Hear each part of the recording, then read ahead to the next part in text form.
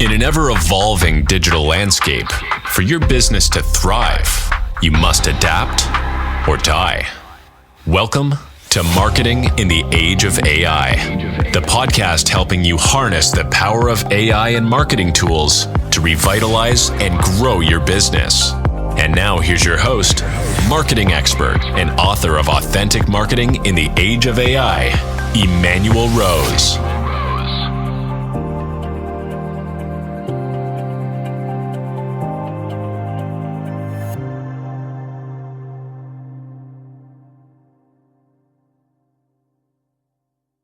Welcome to this episode of Marketing in the Age of AI.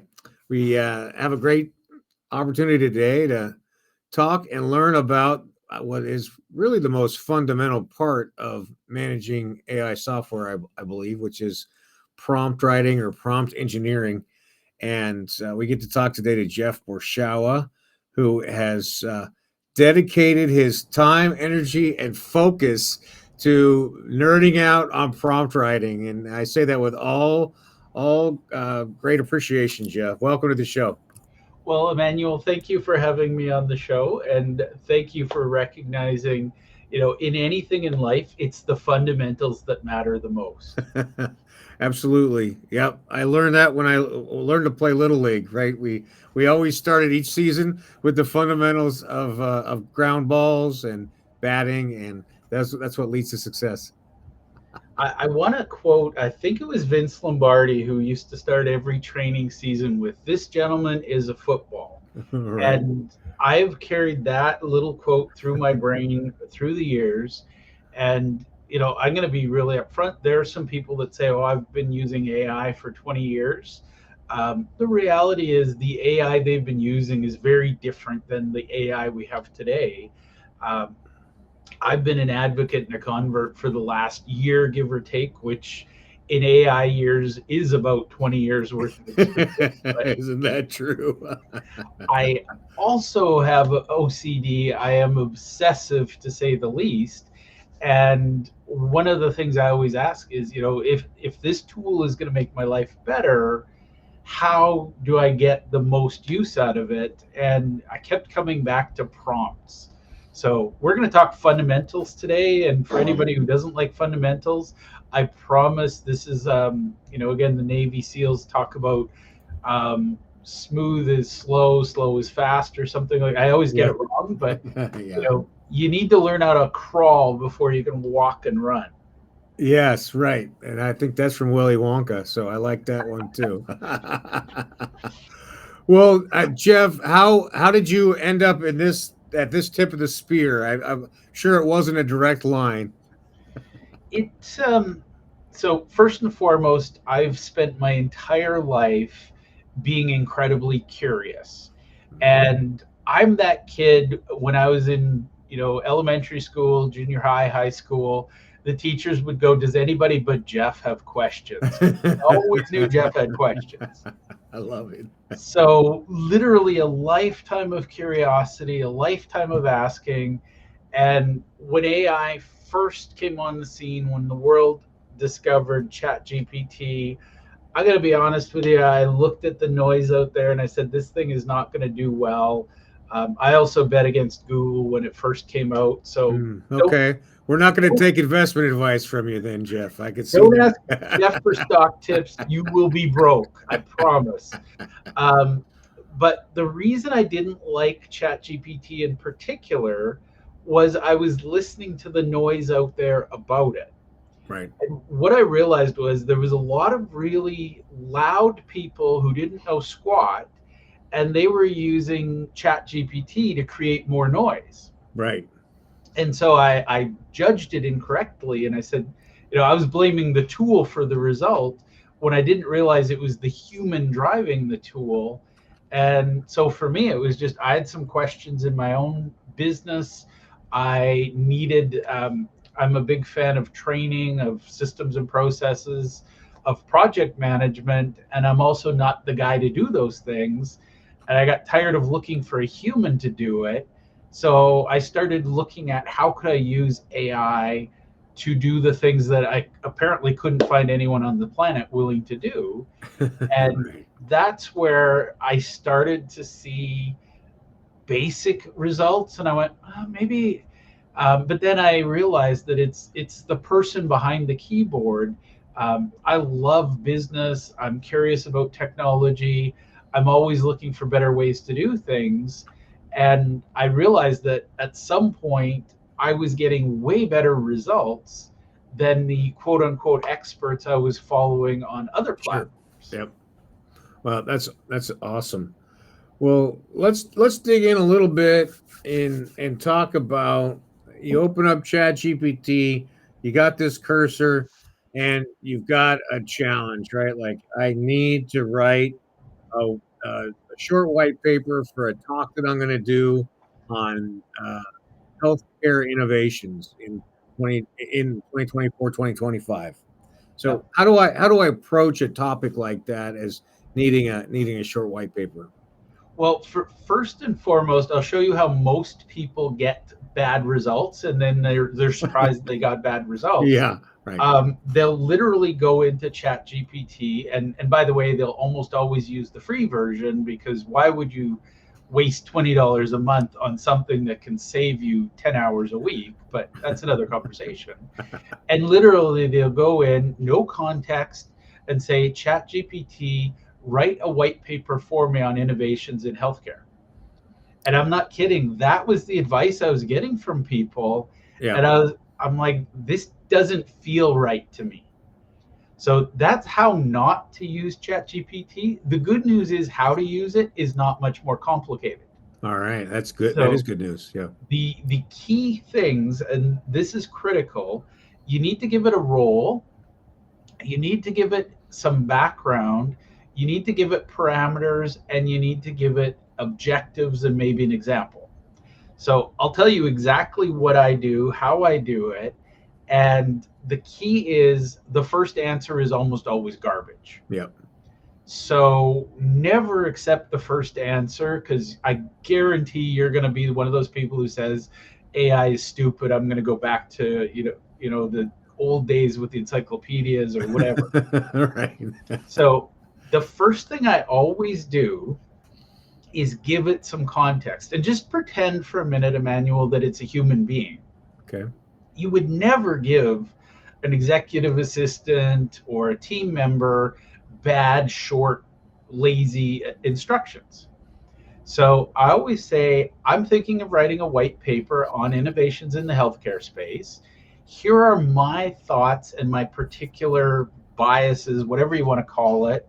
I'm particularly fascinated by how AI models can predict early stage cancer, something like that. Okay. Like you give it enough detail that it knows which direction, because when you use a generic prompt, it is a large language model, so it'll go out to the large language of the universe, and it'll, based on the most common things, it'll give you the most common answer.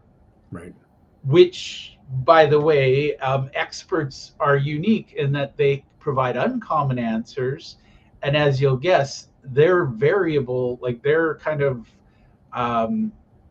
off topic almost in the noise of average, because they actually know what they're talking about. Yeah.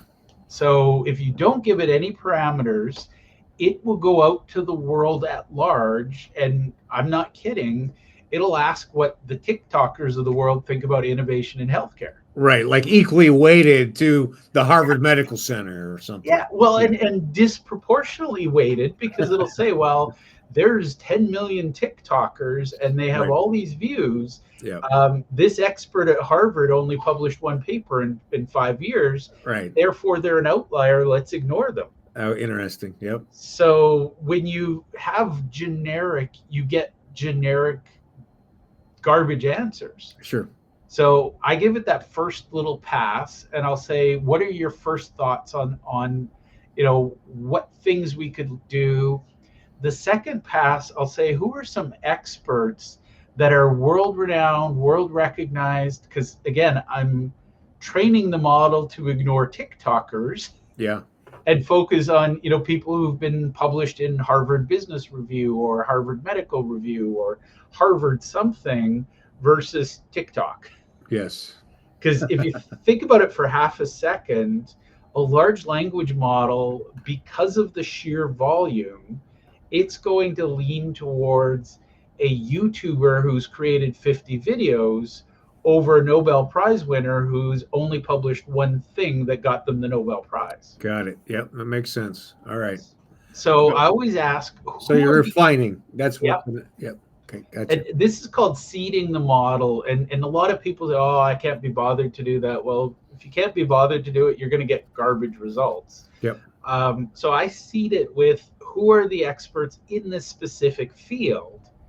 And then I'll ask, who are some experts that impact this field that might not be part of this field?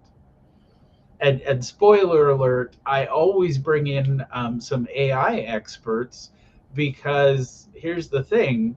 You might be a world-class medical researcher at Johns Hopkins, but you may not necessarily know what's going on in the world of AI or technology. Sure. Yep. So I always look for the sort of outlier. And once I get some ideas, I will ask the model the next round, what are some hot topics that these experts talk about?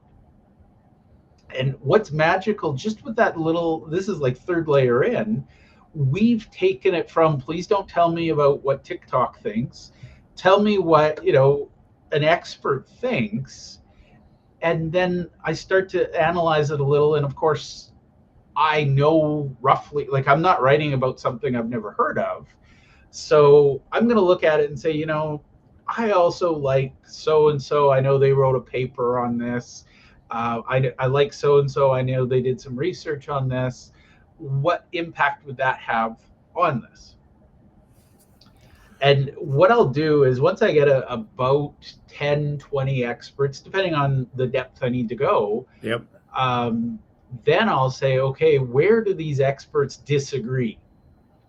Because I want to know where they agree, obviously. But again, as a language model, if I focus on where they disagree, those are the points where I'm most likely to find innovation, for example. Yeah, love it. And then after that, then I switch gears and I'll say, okay, now you are an expert at writing case studies. Please help me write a case study outline. And this is important. Everybody wants to go straight to the case study. Ask for a high-level outline. And again, I'm the adult in the conversation here. I'm going to look at it and go, okay, I like points 3, 4, 5. Don't like point 1. Tell me more about point 7. Yeah, gotcha. And once we agree on the high-level outline, then I'll ask it to create a detailed outline. And it depends on whether I want research. I'll decide, I'll say, you're a world-class research assistant. You're going to document our resources as well. So I want to just interrupt you because I think that's an important point. World-class, genius, expert in the field, like that's an important part of every prompt when you're dictating the role of the GPT to answer the question for you. I don't want a copywriter. I want a world-class copywriter. I don't want a researcher. I want an award-winning researcher. All right. So I think for beginners or people who are just getting started, that designation of expert or genius or world-class is a critical part of that initial phase 1 prompt. Yeah. And again, if you've identified an expert who is first in class at something, I'll say, please make sure we consult with Emanuel Rose on this topic. So it'll bring direct connect to somebody. I love it. That's awesome. So this is about being specific. And, my 2 favorite words, specific, iterative. Yep. Because first answer in, you're going to get garbage. Now we've got the high-level outline, then we got the detailed outline.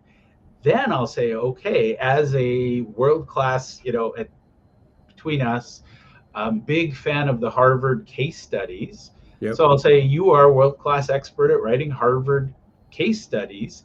Please write a white paper using the Harvard methodology. Well, I'm not smart enough to remember all the nuances of the Harvard methodology, Right. but because I told AI that it is an expert at it, guess what? It's going to write a better one than if I just said, okay, I'm going to sit down with a blank piece of paper. Without a doubt. Yep. Now, the magic is, okay, once we've written the white paper, what else do we need? We probably need a landing page where somebody can come and download it. We probably need, an email follow-up sequence. There's probably a social media post or two. I switch gears, and this is all in one conversation, by the way. Okay. Yep. And that way you keep the wisdom. We can talk about, training the model outside, but I recognize most people are lazy. They got to get something done. But in the conversation, you'll say, okay, now you are a landing page expert who has a award-winning background in SEO keyword research. What keywords should we feature in our white paper and on our landing page? Right. Please give me an outline of said landing page. Give me a detailed outline of the landing page. Please write the content for the landing page. So 3 prompts in a row. Now, based on the landing page, could you help me write a LinkedIn, let's say we're going to do a LinkedIn newsletter. You give it the role as an expert at LinkedIn newsletters. Help me write the newsletter to promote the landing page and the white paper. Yep. And then, let's write the LinkedIn post that promotes the newsletter. You see how it all nests? Yeah, and so you're taking one blinking cursor, starting with the role, running it through that content development sequence to get an original document, let's just say in this case, and then from that original document, then you're essentially building an entire campaign in that same chat. And one thing I'll point out that I usually don't tell people right up front, put your audience in as well. Nice. Yep. Because if you can tell the model, and the earlier the better, tell it the hopes and dreams, the aspirations. Why does somebody care about this white paper? Right.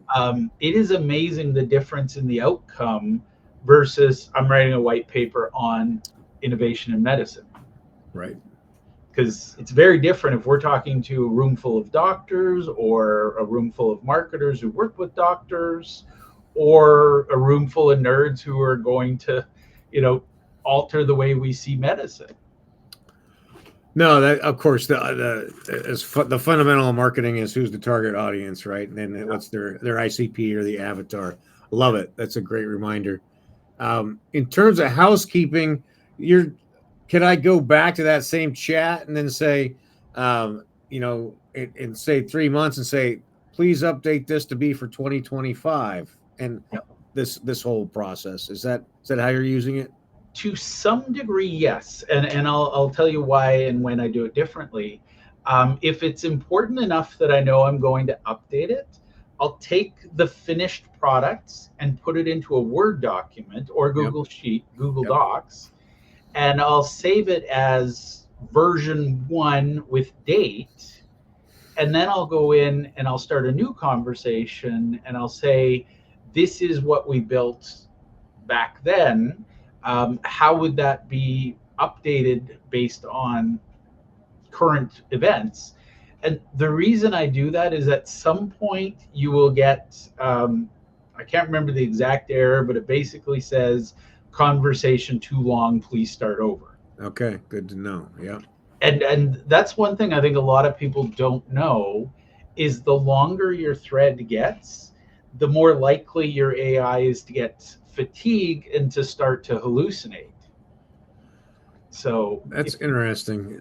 So just like your executive assistant who has to have lunch. At some point, honestly, Emanuel, I get to the point where I'm starting to go, what is wrong with you? And then I'm like, oh, sorry, didn't pause for a break. Yeah, that's interesting. But yeah, it's sort of because, and if you think about it, it's got all of that conversation to remember, plus the entire internet to explore.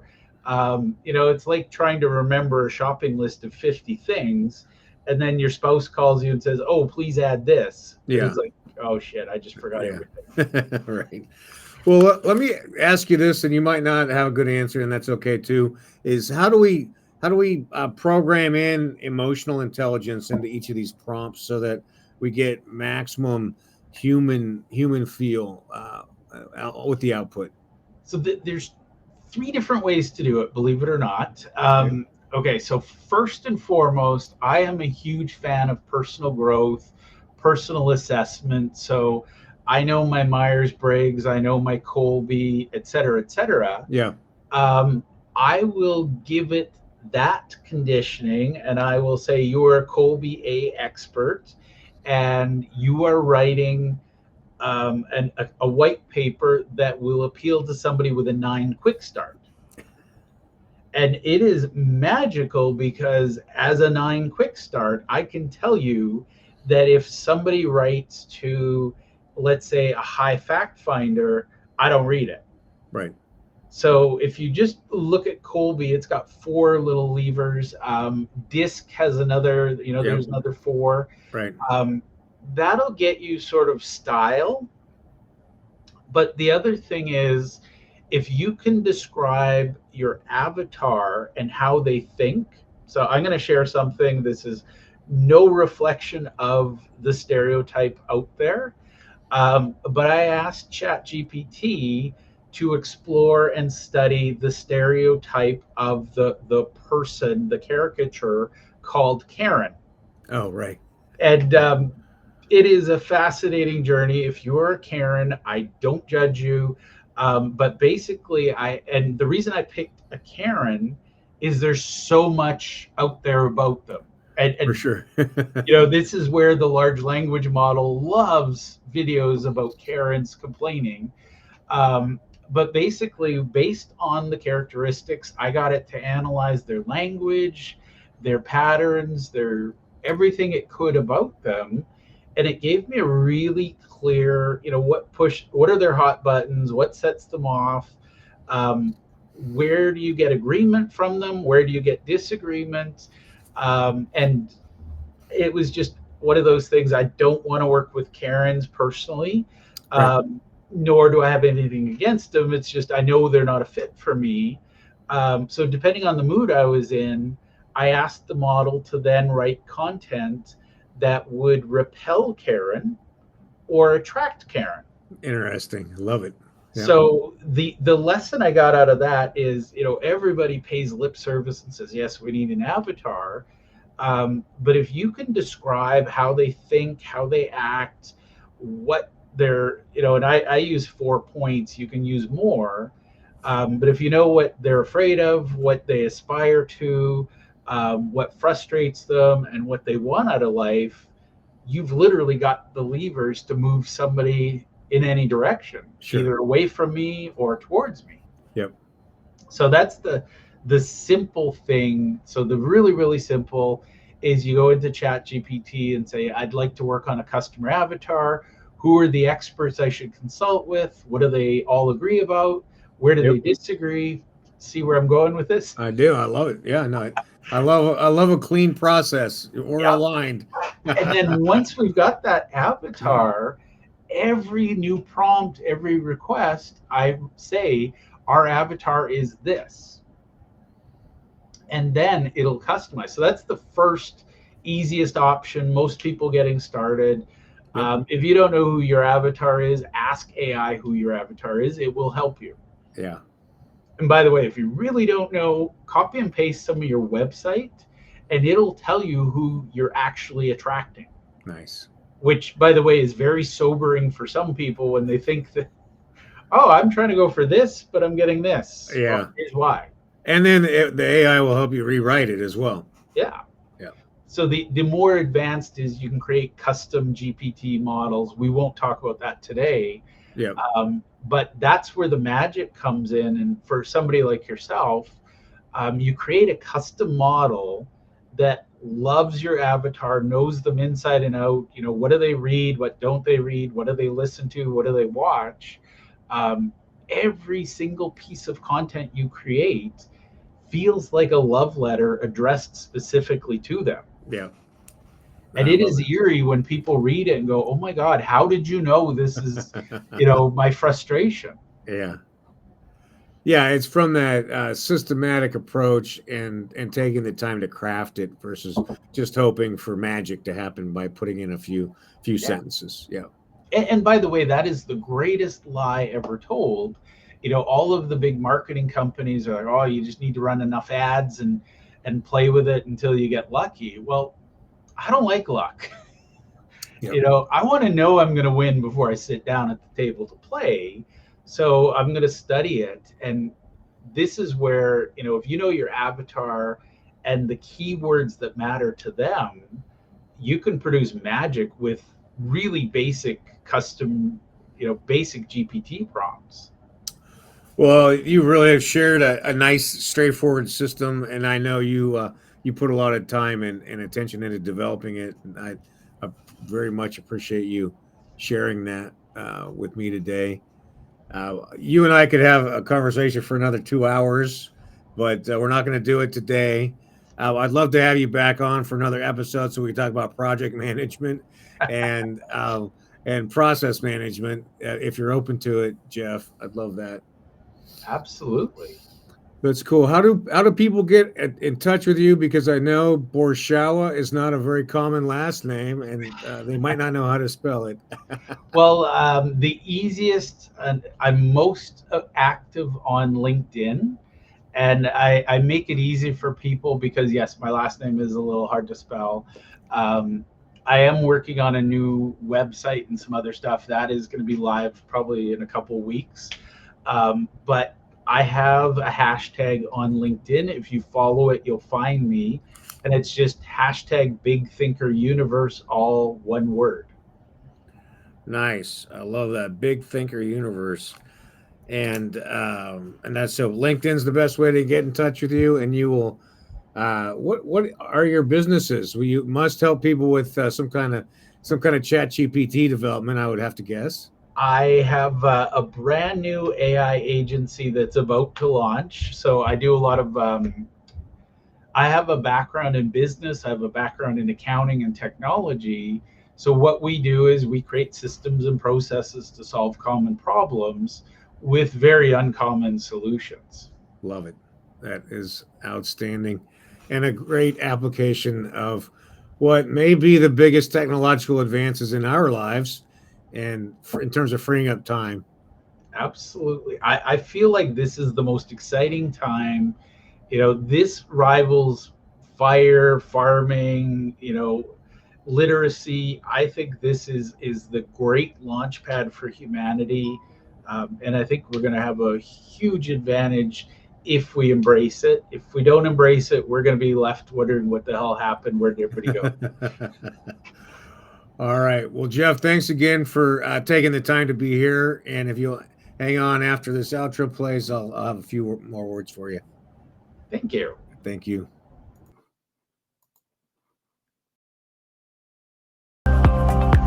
Thanks for listening to Marketing in the Age of AI.